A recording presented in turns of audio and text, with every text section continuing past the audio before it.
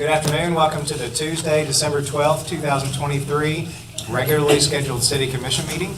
If you would, please stand with me for the Pledge of Allegiance. I pledge allegiance to the flag of the United States of America and to the republic for which it stands, one nation, under God, indivisible, with liberty and justice for all. I'm so sorry you got me up. I know I did. You said it. Goodness gracious. Can we have a call for attendance, please? Commissioner Whit, Here. Commissioner Vowles. Here. Commissioner Thomas. Here. Commissioner Pruitt is absent. Mayor State. Here. Is there anyone in the room who is here to speak at this particular meeting on something that is not on the agenda? Yes, sir. You can come forward if you want. I want to apologize first. My voice is gone up. That's okay if you I would. got laryngitis, so I'll try. We I'll try to be We all know you, as but clear as I am. if as you I would can. state your name and address for the My record. name is Ernest Green. Some may already know me. I live at 1626 Old Madisonville Road presently. I'm a landlord and I have rental properties. That's the reason why I've come here today. There is an ordinance that the city has with respect to parking. It's a 72R ordinance, which is very flawed. And what I mean by being very flawed is that people will circumvent that law by engaging in musical chairs.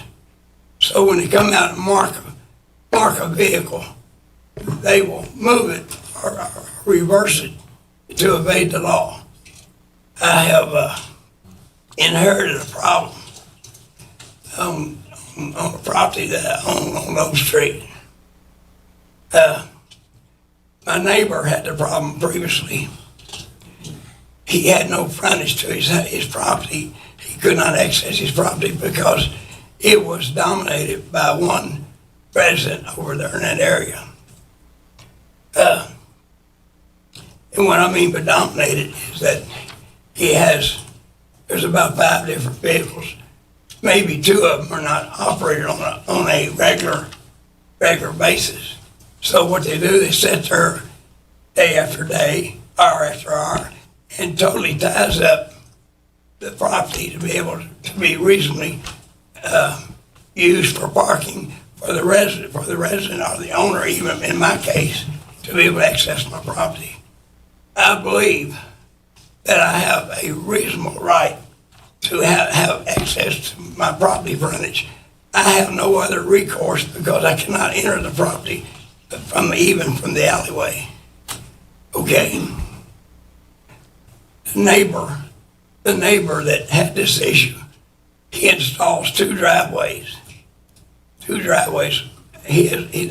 just recently combined the property. Those lots are about 33 feet wide.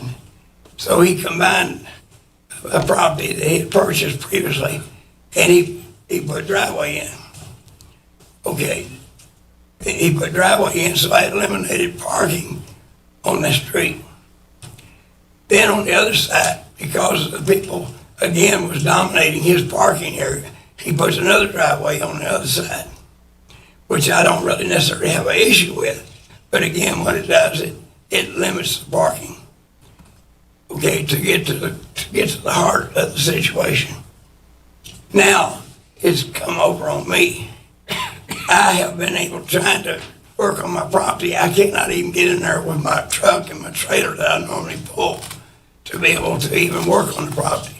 And even if I did and got everything straightened out and be a rental, it would not be very good for a tenant with no parking. So they had to park half a block up the street or wherever the case may be because of this one person dominating the property. Now look, the police department has been called. Traffic safety officer, his name is Snodgrass. He came out there and I talked to him. He was already apprised of what the problem was because the ongoing circumstances previously.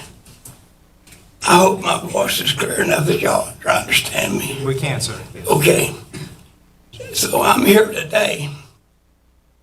To ask one or two things.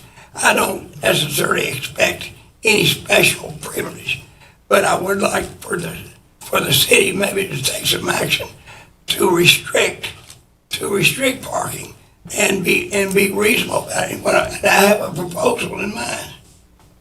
I'm not saying my proposal is the only avenue, but it is one I perceive that could be workable. Okay, I'm not opposed to that man parking in front of my house. Don't misunderstand me. That's not what I'm here for. But it's a continuous process. I never can access my property as I should be able to. So what I have to do, I have to dodge around trying to find a way to be able to get in there. I went over to him the first time and I said, look, I understand there's a parking issue and I'm trying to be a good neighbor. I said, but I would like to have access to my property. And he very cordially acknowledged that. And he told me, he said, I appreciate you coming and approaching it the way you did.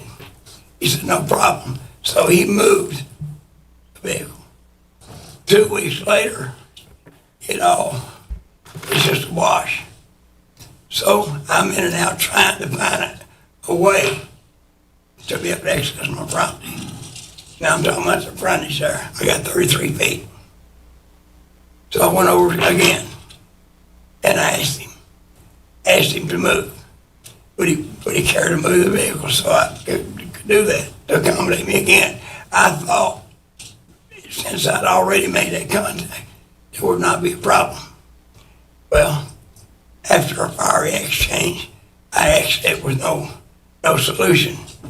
And what I mean by fiery exchange, I went over very peacefully and asked him again, would he accommodate me again as far as letting me have access to my property? He smarted off to me, told me get off his property, old man. That's what I got. So anyway, I'm not here really to necessarily air that complaint, but also I want to propose a solution.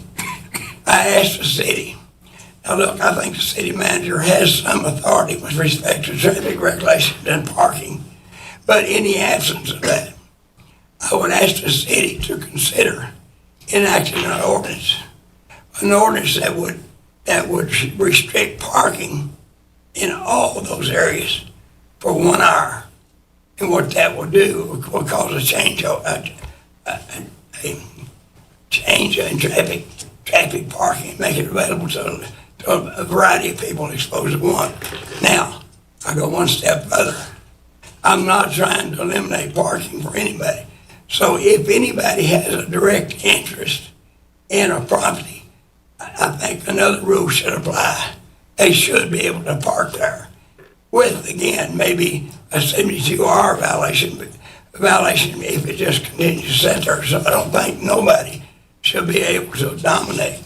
But again, I think I should have reasonable access to my property and not be subject to the wheels of somebody else dominating the parking situation. Look, 5 vehicles, 2 of which he moves around. When he gets contact or he thinks his time is up, he will move the vehicles. Never solves anything. Look, I came down not to air this before this commission because I know you might think it's very trivial, but it's not trivial because it actually creates a problem for my property in the event I had tenants there that they would not have any way to access the property either. So, my property's not going to be very, very enticing for somebody to even rent. So again, that is the problem. And also I'm seeking a solution because I think only way to solve it would be by this board actually considering an ordinance that would do those things I want. So what I'm saying in essence is this: if you came in the neighborhood and you wanted to park, you can park anywhere you want to as the space is available, but you have 1 hour. If you're connected with the property you would have some right to be able to park there at a longer stance. And again, reverting back to the 72-hour violation. But here also, on the 72-hour violation, there needs to be some wording in that ordinance where people cannot circumvent the effect of it. The whole effect of it is to keep junk off the street and also to cause a exchange of parking. Look, anyway, so we're doing it in the downtown area. We're doing it in other areas. So I think you can do it also in residential areas too, because it really, truly, look, I don't want any problem. I went over there in peace. I went over with in peace. And anyway, if I got nothing, all I got was just a rejection of the whole situation. And like I say, I even went a step further. I called the owner of the property of this person that lives there, and got no response. He said, I can't control parking. I wasn't asking him to control parking. I was asking him to control his tenant because actually he was creating a ruckus, and he's been creating a ruckus in the whole neighborhood. Officer Snodgrass came out, and when I talked to him, he was well aware of the situation. And I said, look, I'm not hollering wolf or whatever the case may be, but there's a real issue here. And he told me, he said, I totally agree with you. He said, but keeping in mind his hands are tied. So I'm asking y'all to enact some legislation to untie hands and and treat this with a reasonable response. That area right now is in focus with this commission and the city. It's in the inner city that we're actually trying to improve. But when you have conduct like that person is totally removed from any realistic consideration as far as the neighborhood or anything else. I want to be a good neighbor, and certainly I don't want to dictate to anybody else. But in the absence of anything else, this is the only choice I've got. So again, I'm making a plea, an honest plea. I attempted to come and talk to you, Buzzy, and also talk to you, Miss Kelsey, but I wasn't able to. You have a guard downstairs that is fabulous. You can't get here. So anyway, so I hear him now. Now look, I don't mean that in a bad sense. I'm just trying to explain to you why I'm physically here. I'm not even up to being here right now as far as even able to talk. But this is not something that just happened overnight. I've had it for a month. So I've got drainage that's coming down from the larynx. It chokes me up at times. But again, that's my plea. Anyway, and if you want to explore this further, even with my thought, I believe it's workable. Establish a restricted parking, limit that parking that will cause a turnover, as you're doing in the downtown area. But also, that turnover would not necessarily affect people that are living there in that space that's afforded in front of their property. So again, I appreciate your opportunity to be able to address the commission. Anyway, so that's pretty much it. Mr. Green, thank you so much for coming, and your concerns are not trivial. Our city manager's been taking notes, and I'll tell you one thing I can commit to, is that we'll go back and take a look at our regulations and see if there are any reasonable changes that the commission can agree on to make your situation better. I don't know where that's going to lead us, but I can say that in January, I think it's reasonable to expect that at a meeting, we'll take a look at that specific ordinance and see what we can do. Okay, just one other If there's comment. one other thing, I'm going to ask you to limit it to 2 minutes, if you don't mind. We've got a lot we've got to get through. Okay, I know you do, and I apologize for taking your time, because actually I try to avoid this to begin with, to take up your time. But again, this, what I'm proposing, would not only be workable for that particular instance, but citywide, because that issue, I think the police department probably can validate. There's always an issue with respect to the 72R. And the thing I can tell you is musical chairs. There's no solution with the way the ordinance is written. Thank you. Thank you. You're welcome. Thank you for coming to us. We appreciate it. Is there anyone else who has anything they'd like to bring before the commission that's not on the agenda? Seeing none, we have a presentation for the recognition of new employees. Brian, Yes, sir. would you please come to the podium with Mr. Carter, please?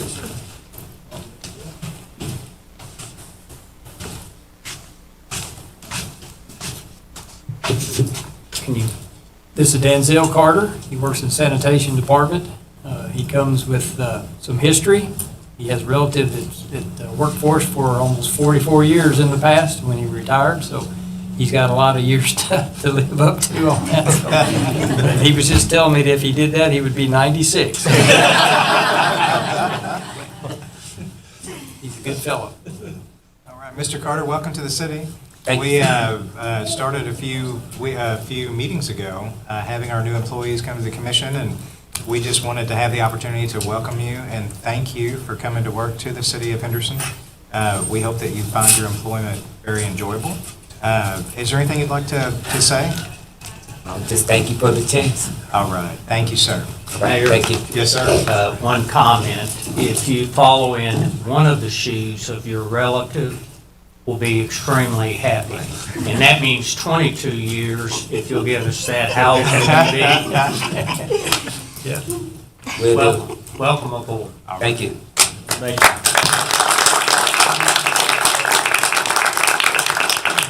Next up, if we could have Trace come up, we have a presentation on Parks and Rec Department Master Plan. Yeah, I'm here today to introduce two members of our Parks and Recreation Board, Dr. Melanie Lee and Ms. Donna Spencer, who will be actually making the request that the Parks and Recreation Board at their last meeting discussed over. Well, we came to a decision at the last meeting, but we've been discussing it now for probably 6 to 8 months. Hello.